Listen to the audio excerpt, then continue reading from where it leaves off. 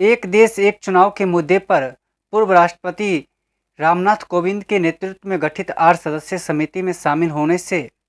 लोकसभा में कांग्रेस के नेता श्री अधीर रंजन चौधरी ने यह कहते हुए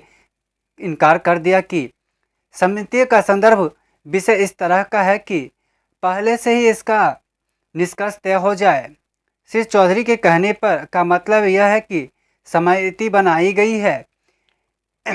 एक देश एक चुनाव की सिफारिश करने के लिए। बेशक श्री चौधरी के इस मत से असहमति जताई जा सकती है,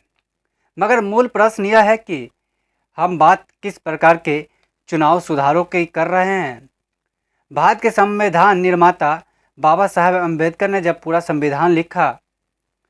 तो 25 नवंबर 1949 को उन्होंने इस बारे में जो भाषण दिया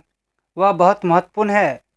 जिसमें भारत के चुनावी प्रणाली के संरक्षक चुनाव आयोग भारतीय लोकतंत्र का चौथा स्तंभ बताया गया। दरअसल भारतीय लोकतंत्र मूलतः जिन 4 स्तंभों पर बाबा साहेब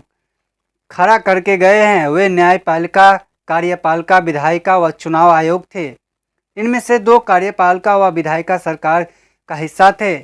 और 2 चुनाव आयोग व न्यायपालिका सरकारी अंग न होकर स्वतंत्र व स्वायत्तता से